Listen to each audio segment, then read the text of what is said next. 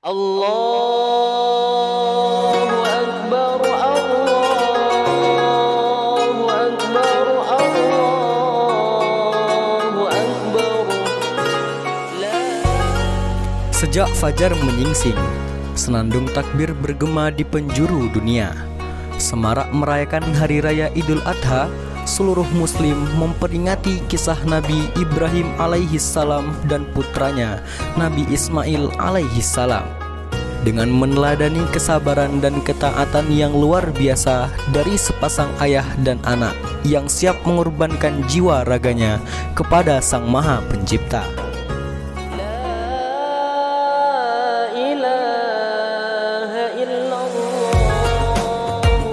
Di pesantren Madrasatul Quran, gemuruh takbir terus digaungkan para santri maupun pengurus yang memilih untuk merayakan Hari Raya Idul Adha di pesantren tercinta hingga sang mentari mulai terbit. Sepinya santri pada libur semester yang digabung dengan libur Idul Adha tahun ini mengembalikan pelaksanaan sholat id di Masjid Pesantren Tebu Ireng, karena sebelumnya sejak masa pandemi sholat Idul Adha dilaksanakan di Masjid Agung Madrasatul Quran. Jalan raya pemisah Pondok MQ dan Tebu Ireng hari itu sepi pengendara, namun ramai lalu lalang pengendara tergantikan oleh ramai lalu lalang santri dan warga sekitar untuk melaksanakan sholat Idul Adha. Keluarga besar Dzurriyyah, para santri yang berangkat dengan kelompok-kelompok kecil padati sela-sela sof dalam masjid yang berhasil mencetak banyak santri hebat. Takbir demi takbir terus berkumandang hingga lepas sholat id. Melaksanakan sholat id, para santri berbondong-bondong menuju makbaroh. Cahaya mentari terasa hangat kala mengiringi setiap langkah kaki. Takbir yang bergema dan udara yang sejuk turut membuat suasana begitu tentram dan memanjakan hati.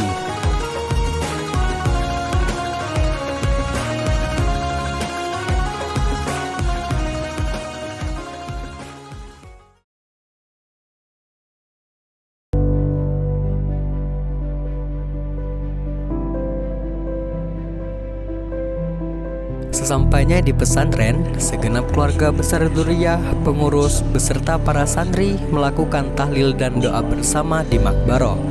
Suasana begitu hening dan khidmat kala untayan doa dipanjatkan.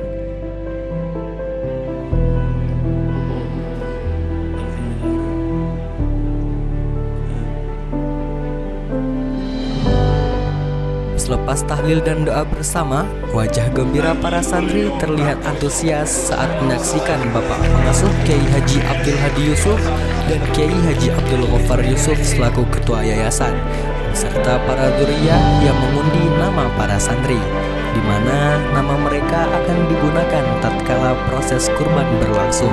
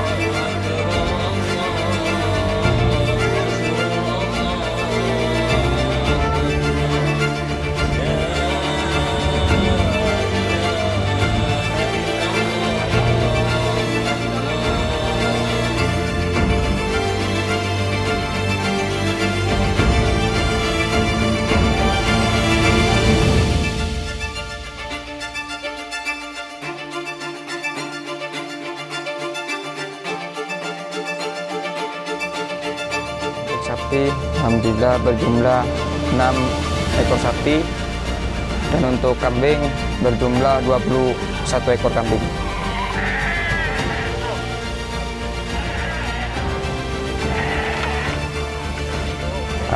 Untuk rincian, untuk yang sapi, yang pertama ada dari Ustadz Jalaluddin Hayat, terus yang kedua ada dari Gus Gofar, terus yang ketiga ada donasi dari wali santri, terus yang keempat hasil dari iuran santri, dan kelima dari Lantabur Tebu Ireng, dan yang keenam dari iuran santri ditambahi oleh Ustadz Safir Wardi berupa 10 juta.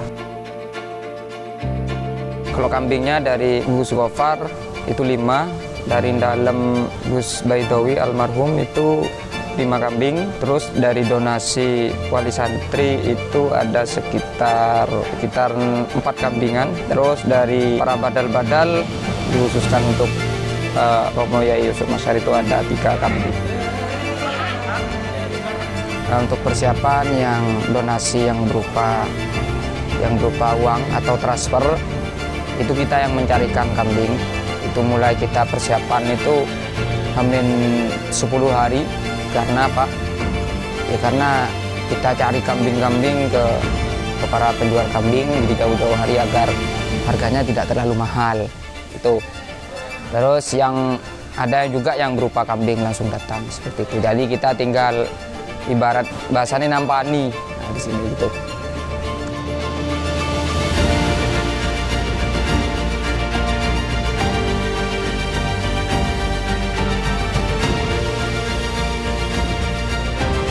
Insya Allah karena yang donasi itu sudah mempercayakan kami, insya Allah nggak ada kriteria, jadi kami yang mencarikan. Dan kami juga punya kriteria sendiri. Kalau di MG kan nggak mau yang sapi warnanya hitam itu kan ada, nah itu nggak mau. Jadi kita carikan yang biasa, yang warnanya merah itu, yang ada yang putih gitu.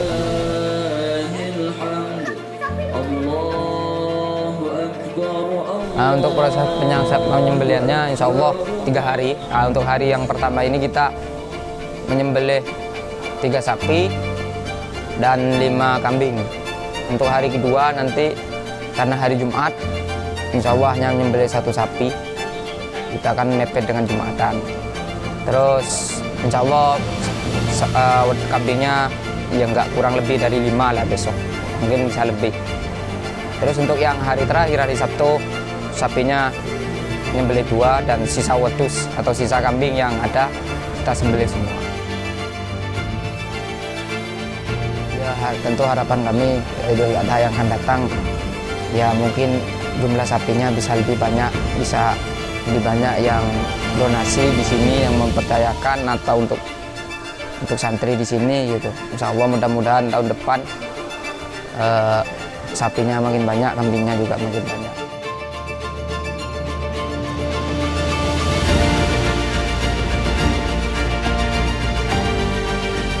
Ada memang perbedaan beberapa hal tentunya karena masing-masing ini harus dibarengi dengan rasa ya. Jadi saya misalnya sebagai guru sembelih itu harus memperhatikan beberapa hal yang memang tidak boleh tidak secara syar'i, harus memperhatikan halal haramnya.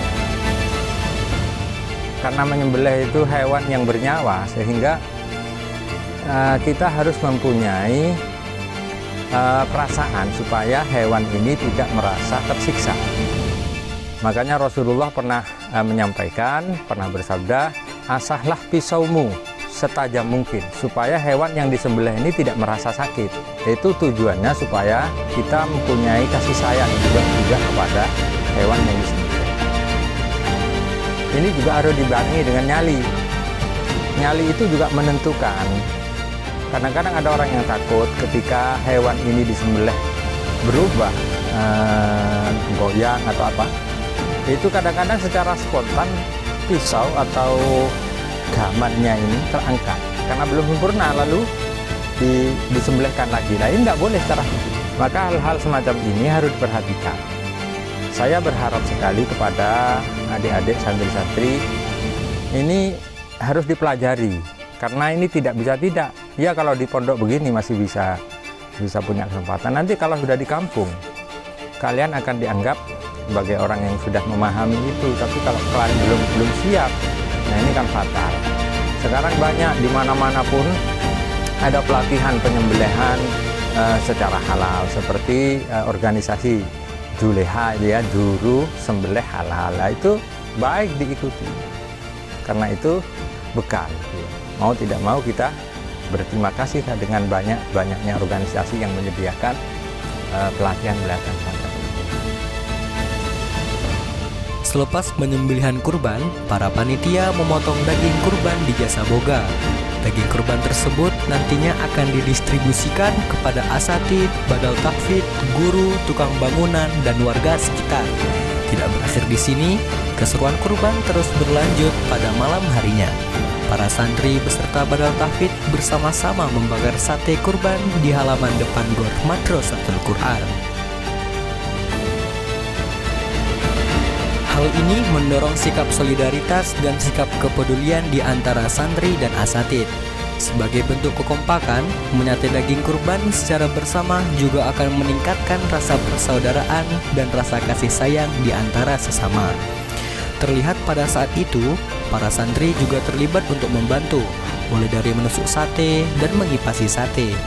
Sedangkan bumbu sate telah disiapkan oleh Jasa Boga, sehingga para santri tidak perlu repot saat membakar sate kurban.